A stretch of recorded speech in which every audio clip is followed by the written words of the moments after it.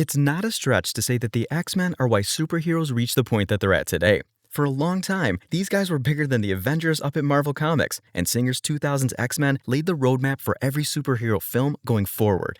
But there's so much more to this iceberg than canceled films, rights issues, and reboots. There's enough stuff here to make a franchise or two, and I'm going to go through all those what-ifs and coulda-beens with you today. Tier 1. Fox's X-Men. Like I said, in the comics, the X-Men were the leading titans of Marvel and even longtime allies of the Avengers. Sometimes they even fought too. Anyone remember 2012's Avengers vs. X-Men?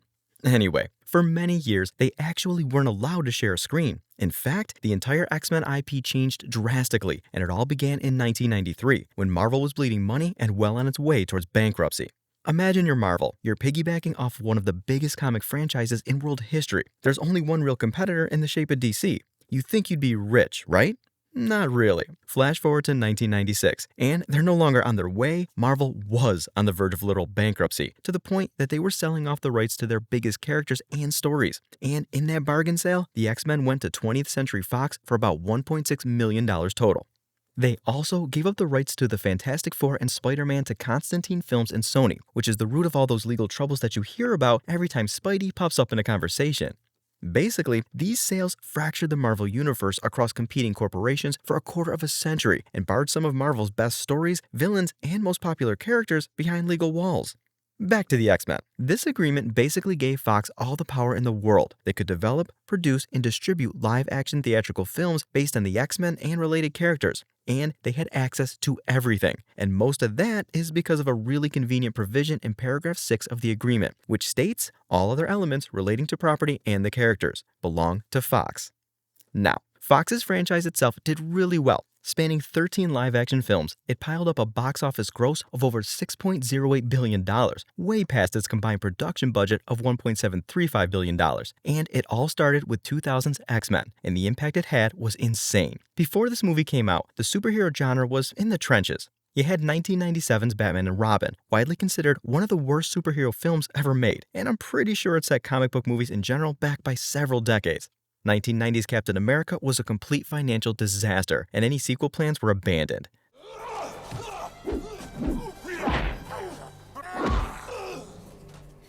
1994's Fantastic Four was unreleased. And please, never forget Steel, starring Shaquille O'Neal, a cheesy box office bomb. This kind of reception pretty much limited the genre to child audiences and 2-hour toy commercials. Studios had no faith. So when 20th Century Fox greenlit X-Men, it was a pretty big gamble, and one that paid off completely.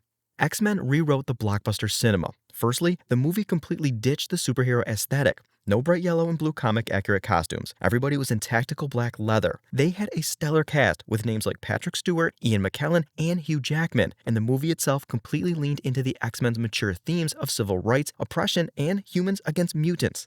Even the opening scene was a 1944 Nazi concentration camp in Auschwitz. The film's success meant a lot of big things. I think we wouldn't have had Spider-Man and The Dark Knight without it.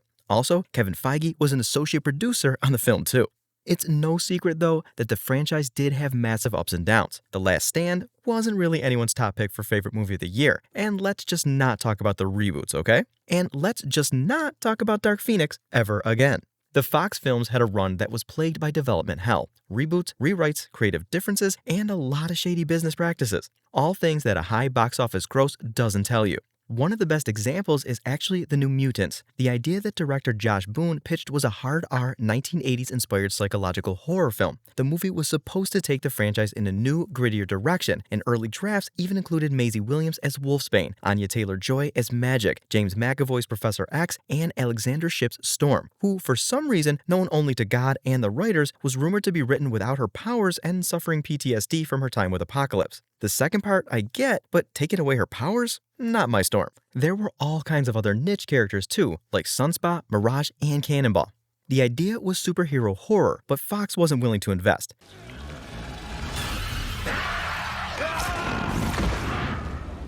They made Boone strip out all the R-rated elements and turn it into a standard PG-13 coming-of-age movie. But then the film It released in 2017, proving to the world that horror sells, much like Obsession right now. And naturally, Fox, being Fox, wanted to immediately capitalize. They released a teaser trailer for the new Mutants that leaned into all the R-rated stuff this time around, and it was dialed up to an extent that Boone himself might not have intended.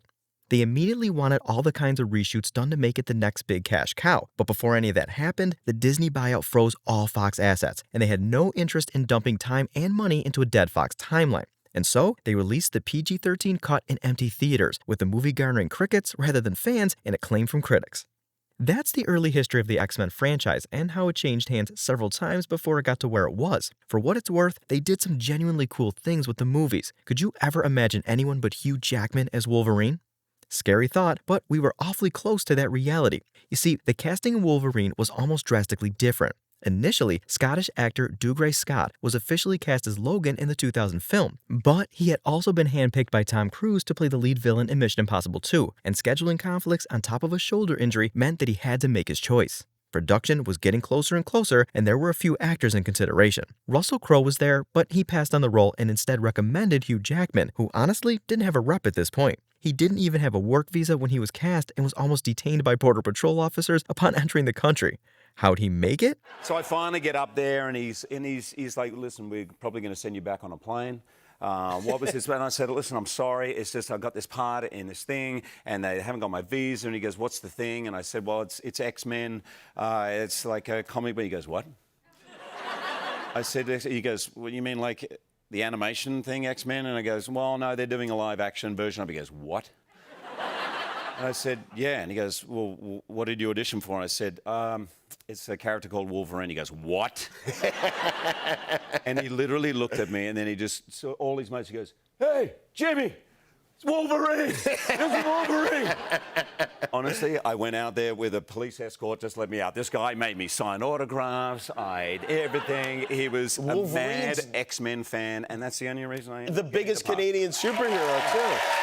We were literally one misunderstanding away from having one of the greatest comic book castings of all time. Seriously, I'll say it again. Can you ever imagine anybody but Jackman as Wolverine? Hugh Jackman isn't the only actor on those sets with some stories though, but the rest aren't that funny.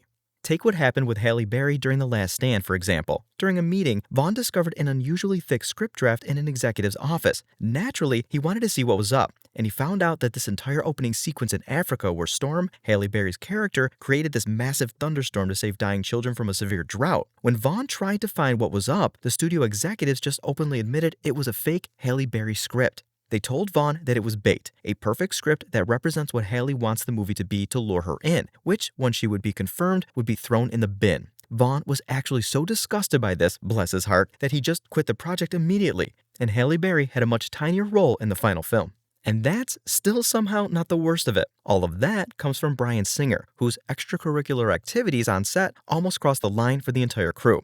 Apparently, the crew of X2, X-Men United, had an intervention for Singer because, well, how do I say this? The guy couldn't stop abusing drugs. He had a history of doing this, so it wasn't exactly new for him, but it came to a boiling point when one day, after he and some crew members were very sauced up, they decided to shoot a stunt in the X-Jet with all the main cast members. Producer Tom DeSanto tried to stop the stunt from happening, but he couldn't win against the director, and shooting continued without a stunt director. While no one's sure exactly how this happened, Jackman was left bleeding on camera, and Singer tried to blame DeSanto for it, and Fox almost sided with him, which would have meant DeSanto's firing. Sometimes though, just some very special times, life imitates art, and this was one of those times. The entire crew, dressed in their X-Men outfits from the movie, ganged up on Singer in his trailer and threatened to quit if DeSanto left the Vancouver set. Tier 2. Canceled projects. Dazzler, Marvel's forgotten mutant superhero. There was once a project that was meant to launch the wider world of Marvel films. This project was meant to spearhead Marvel into a new generation of box office records, merchandise, record label deals, and interconnected projects. The project that I'm talking about is an Iron Man. It was an unproduced film starring Dazzler, now a forgotten superhero mutant. The X-Men IP is honestly a graveyard of dead projects. It's uncanny how many there are, actually. Dazzler had a feature film planned starring Bo Derek as Dazzler. There were even rumors that Robin Williams was cast as a love interest, but these were never confirmed. The plot was a dystopian New York ruled by two witches, the Queen of Fire and the Witch Queen, who captured Spider-Man and the Avengers. Dazzler, who was sent into this dystopian future, was going to be the key player who would save the day. Dazzler was introduced in 1979 by Jim Shooter, Tom DeFalco, and John Romita Jr. after executive Alice Donenfeld brought up the idea of a female superhero who would be a singer/performer. The idea was to produce music that the character would perform, giving Marvel a gateway into the music industry. Once the character took off, Shooter was called into a meeting with Donenfeld and Jim Galton, the then president of Marvel Entertainment Group. And yes, by the way, she has canonically fought against Doom and dodged his laser beam. It seemed like they were on track to realize their vision for the character. Neil Bogart expressed a solid interest in the Dazzler project, complete with a music recording and a 30-minute animated feature. But things didn't work out due to complications with Bogart's health and his label Casablanca Records being bought out. Donenfeld didn't quit there though. She took the script to the 1980s Cannes Film Festival, and as luck would have it, actress Bo Derek, a hit in her time, fell for the script and the role of Dazzler immediately. But Marvel tried to fix what wasn't broken by rewriting Shooter's entire script, even though Derek's involvement guaranteed major studio backing. They hired screenwriter Leslie Stevens to rebuild the plot from the ground up, and they even replaced Dazzler's abilities. Her mutant light powers were no more and replaced with the much more interesting, original, and surely never done before power of making people tell the truth. Oh, wait, Wonder Woman has a lasso for that. Then, the final nail in the coffin occurred when Bo Derek demanded that her husband John take the role of director. But, well, he never really had a hit movie. He had many failures, in fact, and this caused studios to withdraw their backing. Along with Bo Derek's leaving, and the project totally sank. Channing Tatum's Gambit. Exploring the graveyard a little more, we will find Channing Tatum's standalone Gambit film, and surprisingly, he was really dedicated to the project. He signed on to play the Mutant in early 2014 with an incredibly unique R-rated romantic comedy heist pitch set deep in the New Orleans criminal underworld. And it even had Mr. Sinister, who's a massive villain from the comics. This guy was basically Brainiac. The movie was set as a modern-day romantic comedy/heist, with Gambit on trial for murder and a heist to steal some pretty high-value stuff from a crime family known as the Boudreaux Gambit. Would have assembled a crew of mutants, even introducing iconic characters like Mystique, with the movie ending with the huge reveal that Mr. Sinister is Gambit's dad. Except it never took. The movie was stuck in development hell for 5 years, with a revolving door of high-profile directors like Rupert Wyatt, Doug Liman, and Gore Verbinski, who worked on Rise of the Planet of the Apes, Edge of Tomorrow, and Pirates of the Caribbean, respectively. But one by one, all of them left. Wyatt exited after a budget slash following Fox's floppy Fantastic Four reboot. Doug Liman left because he didn't really click with the project, and Gore Verbinski had scheduling conflicts and creative differences. And at this point, Tatum was desperate. To his credit, he fought like hell to keep it going, even begging Fox to let him direct the movie alongside partner Reed Carolyn so that it would finally get made, but Fox turned them both down. And then the 2019 Disney-Fox merger happened, and Disney had zero interest in picking up a passion project that had no clear place in the established Marvel Cinematic Universe. In May 2019, the Gambit movie was officially canceled, and I think Channing took it harder than the fans. The guy was completely traumatized and refused to watch a Marvel movie for years because he couldn't deal with the grief. It was a tragic end for a film that survived 3 directors, multiple massive script rewrites, and half a decade of pre-production, only to be erased by a corporate buyout. Honestly, when an actor's that passionate, I'm down for whatever they're making. Plus, who doesn't love some Gambit? The canceled Kitty Pryde movie. The same thing happened with the Kitty Pryde movie. It was a huge missed opportunity considering how they could have ridden the success of Deadpool and Logan. 20th Century Fox had solid proof that mutant movies didn't need to be PG-13, world-ending CGI blockbusters. They could be tighter, more character-focused films. In early 2018, Fox greenlit a standalone Kitty Pryde film and brought in a powerhouse creative team. Tim Miller, the director of Deadpool 1, and Brian Michael Bendis, the writer behind characters like Jessica Jones and Miles Morales. That's a stacked duo, so all things considered, the movie had more going for it than most. I mean, Spider-Man was a gamble, and look how well that turned out. I'm talking about the Raimi one. Instead of a superhero punch fest, the movie was designed as this tight, atmospheric thriller centered around Kitty's ability to phase through solid matter. Because she lacked the typical super strength that you would expect from a main character in a superhero film, she had to come up with extremely creative ways to use her power, which I'm honestly always down for. The film was largely based on the Uncanny X-Men number 143, even being named Project 143 during development. That comic involves a lot of Kitty Pryde action and this mythical demon known as the Nagari. It's widely considered to be one of the most famous X-Men storylines ever. It also pretty much set up Kitty as a real X-Men member. She single-handedly killed a demonic monster that would have even given Wolverine a hard time. It was actually moving at a really fast pace. It wasn't stuck in development hell, and Michael Bendis had even finished a solid script. Around the start of 2019, he even confirmed that they had gotten to pre-production and that he felt very good about the screenplay. But it was one of the many victims of the Disney-Fox merger, because a lot like the New Mutants, they had no interest in a standalone mutant horror film that didn't really work with the rest of the MCU, which is pretty ironic considering how the MCU was essentially built on standalone stories that barely had anything to do with each other. The Disney Vault is a lot like the Void, full of what-ifs and things that you would like to see, but probably never will. The X-Men and Fantastic Four crossover. Speaking of what-ifs, one of the best ideas we lost to cancellations was the Fantastic Four and X-Men crossover movie. Yeah, I'm serious, that was a thing. You had things like Johnny Storm going up against Molecule Man, the main villain, Wolverine versus Mr. Fantastic, and a team-up that ended with a cliffhanger, an incoming Skrull invasion. I mean, they even had Daredevil and Deadpool in there, and if you're wondering how, Fox owned the rights to them too.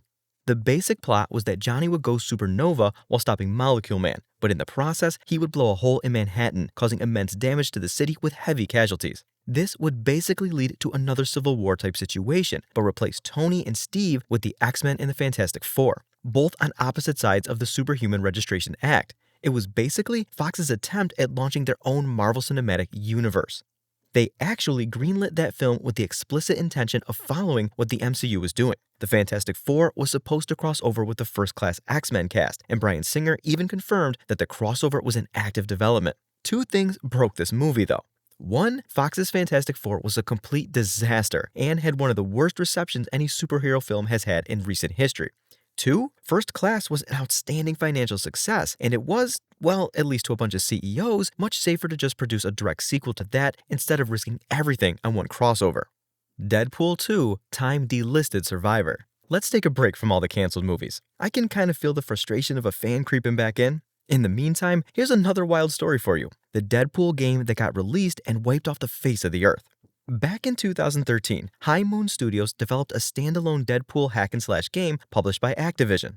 And mechanically, it was your cookie-cutter Xbox 360 era action game, but narratively, it had Wade Wilson at his best, violating the fourth wall every second he's on screen.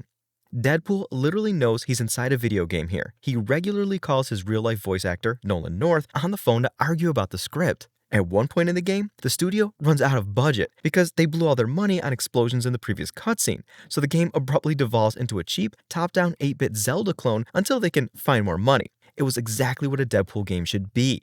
But if you try to go buy this game today on Steam, the PlayStation Store, or Xbox Live, you can't. It literally just does not exist anymore. Activision's licensing agreement with Marvel had expired. They legally did not hold the right to sell any Marvel product, and that included the Deadpool game. What that meant for us gamers is losing culture to corporate practice. The game was completely delisted from every single digital storefront. It literally vanished overnight. And I mean, I've seen a lot of things in my time as a gamer, but this is still a freak occurrence. The funniest part is that they actually managed to renew the license in order to re-release it for the PS4 and Xbox One in 2015. You know, riding the hype of the Ryan Reynolds movie. But the license expired again, and it was deleted off the internet a second time. That is twice that Deadpool became lost media. Unless you're willing to pirate it, or if you're lucky enough to find a physical copy, there's no real way of playing this video game. X-Men Origins Magneto. Like I said, the X-Men IP is a graveyard of dead projects, and X-Men Origins Magneto was one of them. It was a lot like Origins Wolverine, a prequel that would explore Magneto's rise as a character and the brutal struggles he went through in the Auschwitz concentration camp. Eventually, it would center around Magneto hunting down the Nazi war criminals who tortured him and his family.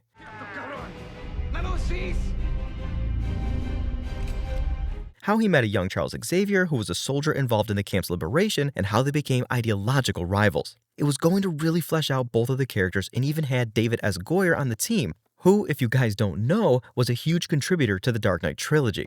But it never happened. One of the reasons was the negative response to the Wolverine Origins film, which made the studio hesitant to continue investing in a trilogy built on the same concept. Plus, a lot of the story beats and angles that they were going for would later be implemented in X-Men First Class, including the early days of the Magneto-Xavier friendship, so it was kind of redundant to make another movie exploring that. Honestly, this still isn't every cancelled project, but I have to save something for the next tiers, and these next ones really deserve a deeper spot. I think Fox was really trying to build a very fleshed out universe surrounding the X-Men, but what they really lacked, and this is just my opinion, was belief in the franchise. So many of these are solid ideas that I would personally go to the theater to see on day one, but the plug was pulled on them, either due to a lack of backing or a lack of belief in the project. I just know that the Gambit movie would have fed generations.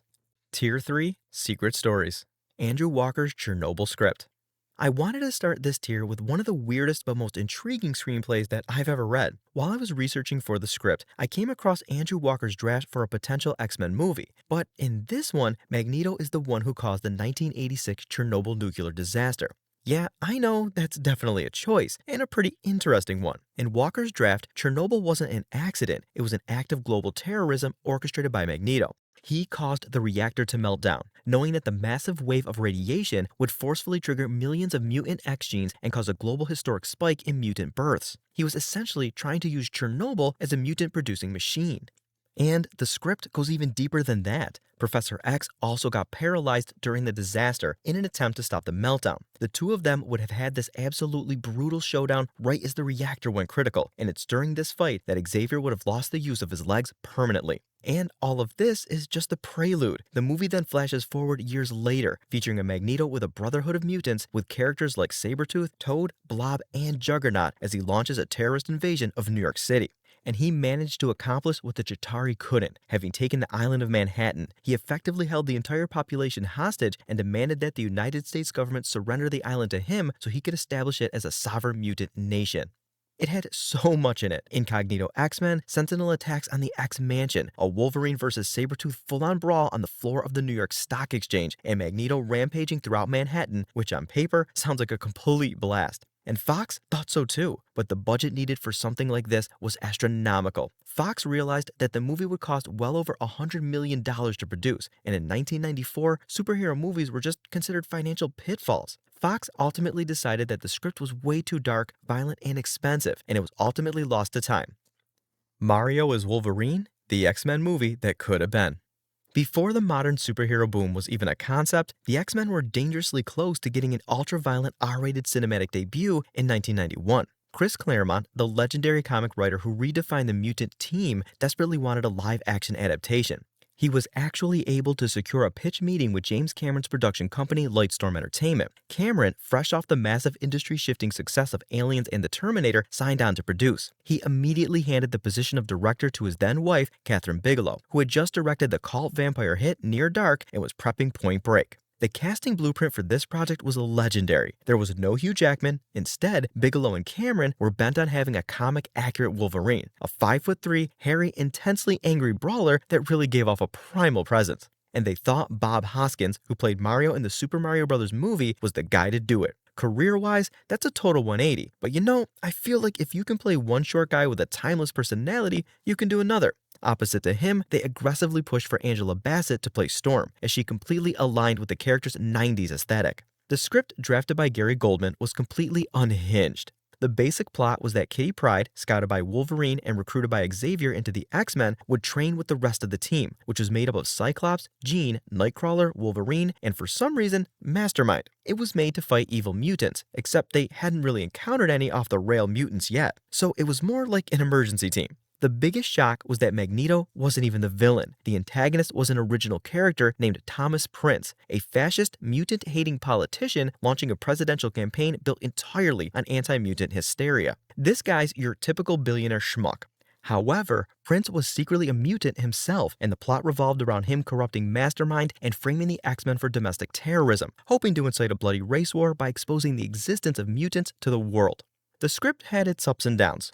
Over 120 pages, it featured things like the X-Men all being imprisoned except for Wolverine and Kitty, and a road trip to recruit Angel, who didn't really do much. The movie's climax, though, is where the meat is. You had the X-Men put on public trial and officially sentenced to death via the electric chair. The movie only resolves when Wolverine exposes Prince's powers to the world and violently stabs the politician through the heart. The X-Men didn't really have their costumes either, and it stayed very far from the comics despite all the focus on Wolverine's casting being comic accurate. Instead of their costumes, they pretty much just roamed around in workout clothes and jerseys the whole time. Besides Prince, there wasn't really much for the villains either. There was his head of security Atlanta, but she's really just a hollow character with no personality and super strength. Now, Prince himself, imagine the most far-right nut that you can think of. He preaches social Darwinism, hires neo-Nazis, and he actively makes life globally worse for mutants. But he does it because he believes mutants should rule the world? And he pretty much has Magneto's powers without all the things that make Magneto interesting. Mastermind isn't any better. There's even a scene where he tries to seduce Jean by making himself look like Scott, which is less than consensual. Despite all this, the movie was still backed by Cameron, and it looked like it was going to go into production. So how did it fall apart? You can directly blame Stan Lee. Claremont brought Lee to the final pitch meeting to help seal the deal. Cameron was completely engaged and ready to greenlight the Mutant project. But right in the middle of the discussion, Stan Lee randomly looked at James Cameron and said, "I hear you really like Spider-Man." Cameron's eyes instantly lit up. He completely forgot about the X-Men, spending the remainder of the meeting discussing Peter Parker. The X-Men movie died right there in the room. I get the guy. Honestly, I'd watch this movie if it came out in the 2000s, even though I think it would do badly now, but I would have dropped about anything in the world for a chance to work on something like Spidey material.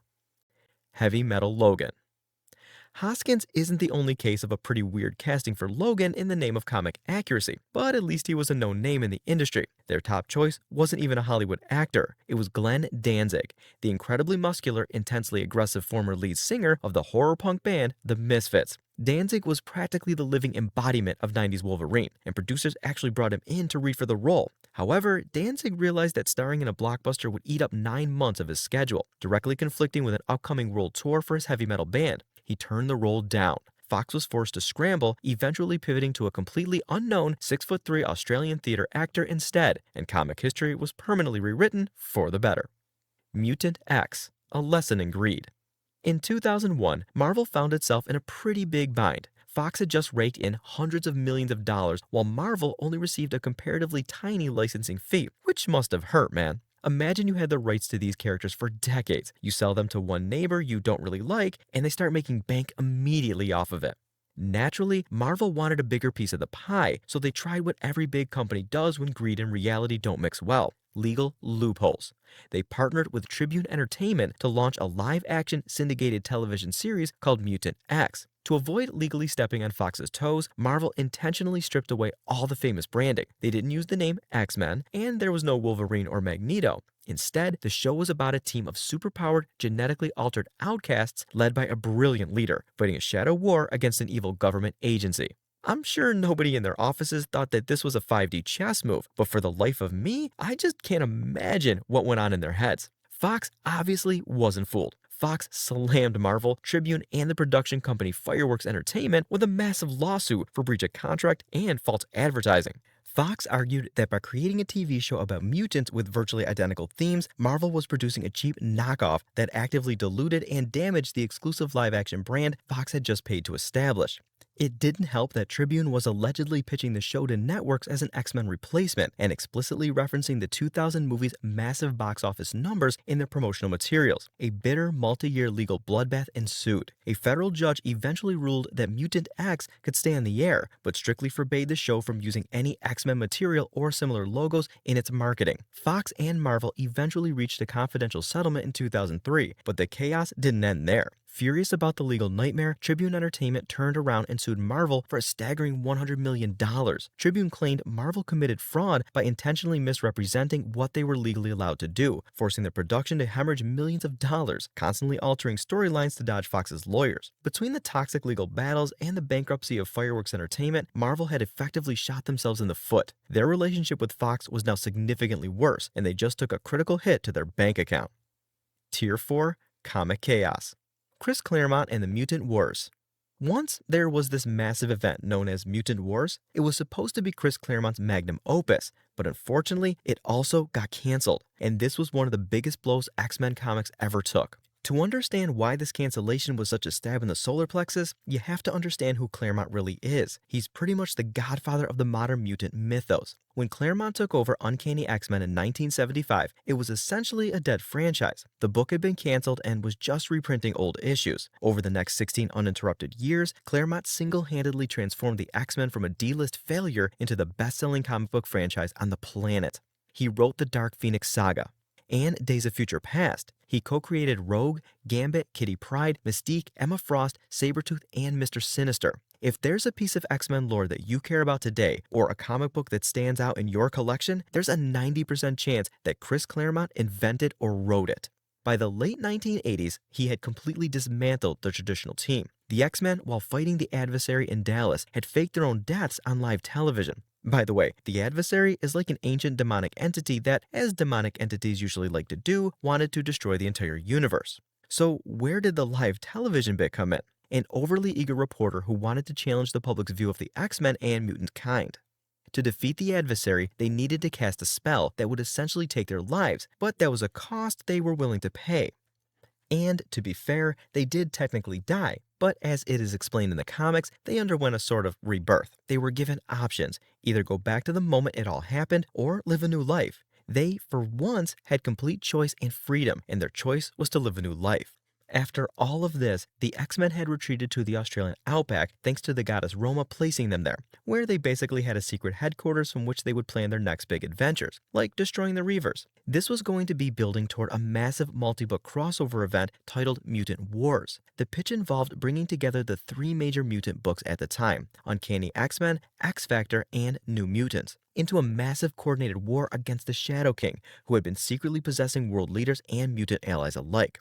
The main roster was the Uncanny X-Men, who had escaped the Australian outback thanks to a magical portal known as the Siege Perilous, which also made them lose their memories as soon as they walked through it. So these guys were pretty fractured. The X-Factor consisted of the original 5 X-Men: Cyclops, Jean Grey, Beast, Iceman, and Archangel. They had broken away from the group to create their own public presence, which caused a huge divide. And then you had the New Mutants. Originally, they were Xavier's junior class, but these teenagers had become heavily fed up with the way mutant kind had been treated. So understandably, there was a lot of history here, and it would have led to an extremely interesting crossover. It was the endgame of the X-Men, but it never happened. It was a fully formed idea that had even been marketed in things like 1990's Marvel Age Preview #1. The editorial office at the time kinda turned it into a war zone. Claremont's idea was never fully realized because of creative differences, and it was one of the stupidest things ever because it was just Marvel not really treating a legacy writer the way that they deserved.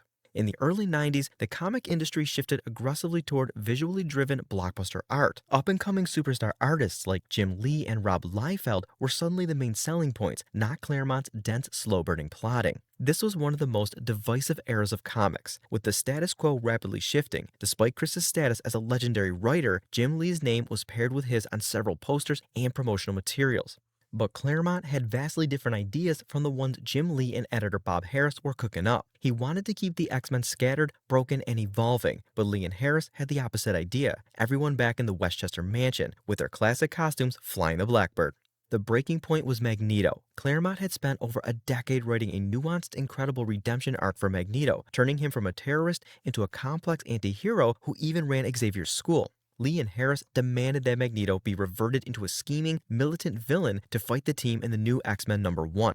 Claremont found his scripts being rewritten and his multi-year plots completely derailed. Just to put it into perspective for you, that panel of Magneto breaking down after almost killing Kitty Pryde and that panel from X-Men #1 where he's again a villain were only 10 years apart. That's why the change in his character was so controversial, because for the past decade, readers had seen a Magneto who was on a completely different trajectory as a character. Then, suddenly, he's a villain again.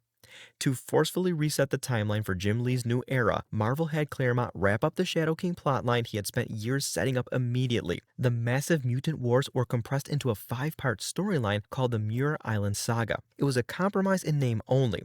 The storyline rapidly forced the scattered X-Men and X-Factor to team up, attack Muir Island, defeat the Shadow King in a matter of pages, and reunite under Professor X. The event was so heavily mandated that writer Fabian Nicieza had to step in and script the final issues because Claremont was already checked out. Immediately following the Muir Island saga, Claremont wrote the first 3 issues of Jim Lee's adjectiveless X-Men series, packed up his desk, and quit Marvel, ending an uninterrupted 16-year run and leaving his true vision permanently buried.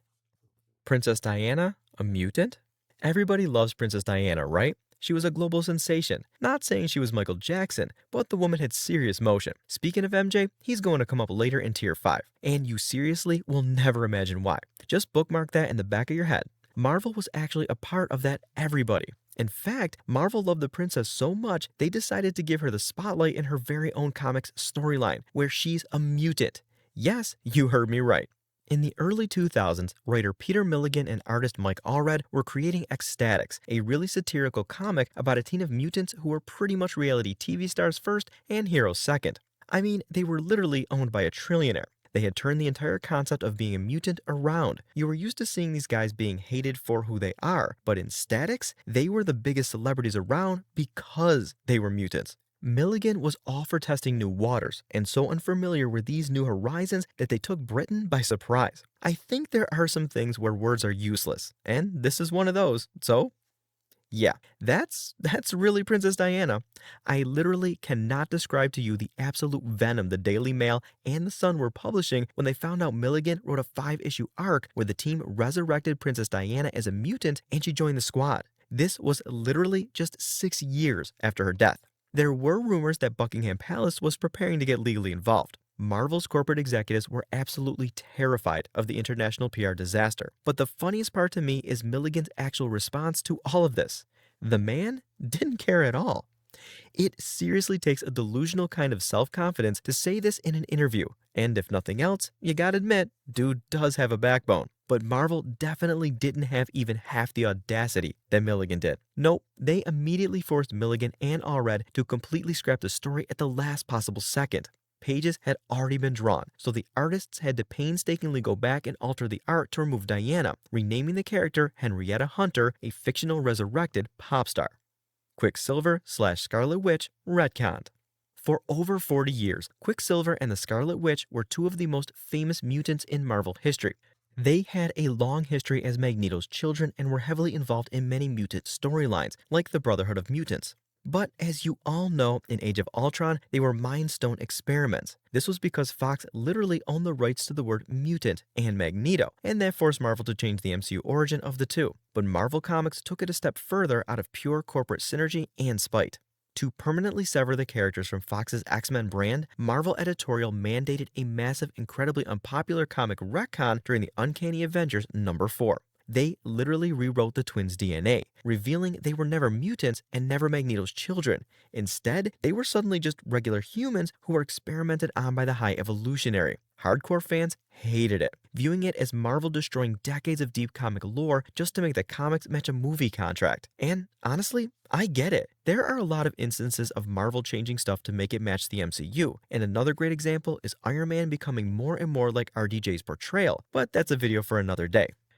Ike Perlmutter's mutant ban. So a lot of stuff like that has happened to the X-Men. They're about as suppressed in reality as they are in their comics. Take Ike Perlmutter. In the mid-2010s, Marvel was making billions of dollars with the Avengers, but that didn't mean Marvel Comics stopped making X-Men stories, even though Fox still had the film rights. You can probably tell where this is going.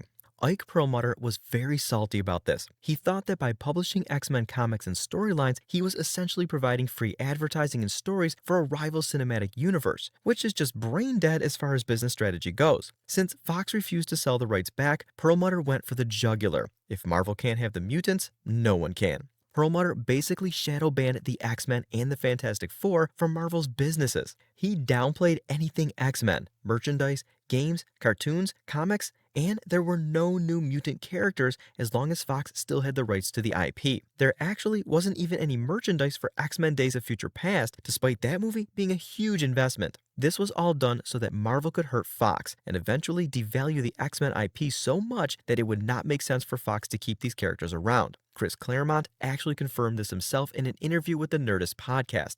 But mutant kind wasn't enough for Perlmutter. He decided that he would go after every property that Fox owned, even if they were Marvel's first family. He removed the Fantastic Four. After number 645, there weren't any Fantastic Four comics, and you have to understand why this was so severe. Besides one minor hiccup, the first family had never been canceled in their publication history, which dates back all the way to the 1960s. And that hiccup, it was only canceled to make way for the Heroes Reborn event in 1996. It was canceled at issue number 416, but Marvel immediately replaced it with Fantastic Four Volume 2. The 2015 cancellation was indefinite. The characters were even banned from appearing in new licensed video games. This is exactly why you don't see them in 2017's Marvel vs. Capcom Infinite, by the way, and why they were missing from LEGO Marvel Superheroes 2. This obviously left a vacuum by taking out Marvel's most successful group and its first family, and Ike's brilliant strategy to fill that vacuum was the Inhumans. Essentially, a discount X-Men that Marvel Studios owned the right to. And by the way, this wasn't just corporate, it was in the comics too. To justify this massive shift in the lore, Marvel introduced the Terrigen Cloud into the Earth's atmosphere. While this cloud gave Inhumans their powers, it sterilized mutants and caused a mutant plague called the Mpox. The X-Men were literally pushed to the brink of extinction. It's almost poetic, really. It's exactly the kind of oppression they deal with in the comics. The entire thing was a huge failure. It turned off hardcore fans, comic sales dropped, Inhumans bombed, and the spite ban only ended when Disney finally purchased 21st Century Fox. The day Ike was kicked out, it was literally like Christmas. Tier 5. That time, MJ almost bought Marvel. Now that we're getting into the final tier, it's time for the absolute weirdest, wonkiest stuff. Like that time Michael Jackson walked into Marvel and tried to convince Bryan Singer that he was perfect for the role of Professor X. And by the way, this is the 2000s X-Men movie. I love Patrick Stewart, seriously. He's completely perfect for the role, but I would sell him for 20 cents if it meant I could see Michael Jackson as Charles Xavier. To understand this, you first have to know one thing. MJ was a massive comic book fan. In particular, he was obsessed with Spider-Man and the X-Men. Obviously, the king of pop had taste. He collected decades of the Amazing Spider-Man and personally related to how the X-Men were outcasts. Now, take a superfan like that and give him the most influence a man will ever have, and then combine the fact that MJ was one of the richest people on the planet. The recipe for an MJ takeover was brewing, and the final ingredient that was missing was Marvel needing the money, which happened when they filed for bankruptcy. Michael actually met with Stan Lee to seriously discuss buying Marvel Comics outright, but this wasn't some high IQ business investment. Stan said that MJ firmly believed that purchasing Marvel was the only way that he would ever get to play Peter Parker in a live-action movie, and when that didn't work, he wanted to star in the X-Men as Professor X. Charles Xavier is about the complete polar opposite of MJ, but both are massive personalities that pave the way in their own worlds. So I guess they do have that in common. He even forced executives to watch his 1996 musical short film, Ghosts, to show off his acting chops before they turned him down. We were this close to having Michael Jackson as an X-Men. This close. Never forget what they took from us. The Maximoff twins dating? Yeah. There's no easy way to break this to you. It's canonically true that Wanda and Pietro Maximoff, yes, the twins, have made out. When Mark Millar launched the Ultimates, which was basically the Ultimate Universe's version of the Avengers, he intentionally gave Quicksilver and Scarlet Witch an incestuous relationship.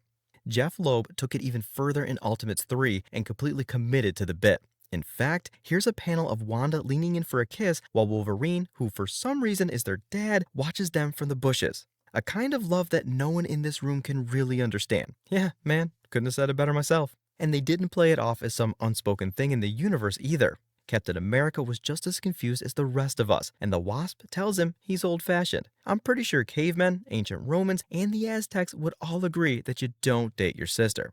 I mean, there's the Lannisters, and then there's whatever these two are doing. Look, all I'm saying is, if you didn't know these guys were related, covers like this certainly wouldn't bring you to that conclusion naturally.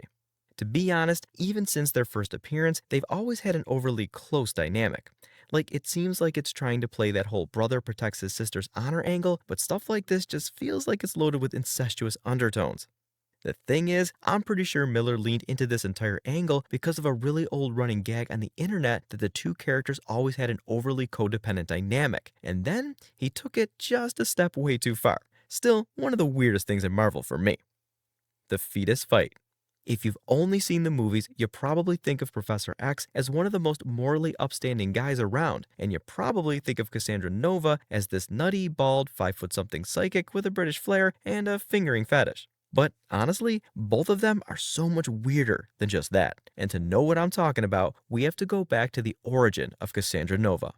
And before we can dissect that, we have to talk about a really weird concept in Marvel's alien mythology called mummadry. It's basically the idea that everyone has a dark reflection, an evil anti-self that your mind battles before you are born. For normal people, this is just an unhinged internal monologue on a bad weekday, but old Charlie is anything but normal. His mutant psychic powers were so unbelievably strong, even as a tiny embryo, that his dark reflection was able to pull off the impossible. It latched onto his DNA and actually built itself a physical body inside the womb right next to him. Charles essentially created his own evil sister. Because she was a being of pure parasitic evil, this twin developed faster than Charles. She grew up fully formed, hands and eyes, while she was still just developing. And then she made her move. In one of the wildest flashback panels Marvel has ever printed, this unborn twin looks over at baby Charles and actively attempts to strangle him to death using his own umbilical cord. Charles immediately understood, somehow within the womb, that his sister was a being of pure malicious evil, and even more strangely, he understood how to use his powers, unleashing a massive point-blank psychic blast directly into her face. This basically caused their mother to fall down a flight of stairs and suffer a miscarriage. Long story short, these babies kick hard. The doctors pronounced the twin stillborn. Charles miraculously survived and eventually grew up to form the X-Men, but the twin didn't actually die. Because she had copied his god-tier mutant powers, her consciousness survived as a massive chaotic cellular matter. Flushed away as medical waste, she spent decades clinging to a dark sewer wall, slowly and silently regrowing her body cell by cell. When she finally finished rebuilding herself, she took the name Cassandra Nova, tracked her brother down, and became one of the most terrifying villains the X-Men would ever face. Well, you think you know something, and then you spend your week deep diving for an iceberg video and realize you never really knew it at all. I hope this video surprised you just as much as it surprised me. Your entertainment comes at the cost of me never looking at the X-Men the same way again, especially Wanda and Pietro. So what part of this deep dive stuck out the most to you between the legal drama, the rights issues, and, well, the comics? Whatever your answer is, if you liked this video, please let us know. Your support makes a part 2 that much more likely. Or don't, you know? I personally would really like it if I didn't find out traumatizing things about Spidey and Daredevil. But if there's some comic where Pete and Aunt May are a thing, I want it far, far away from me and everything I'm related to.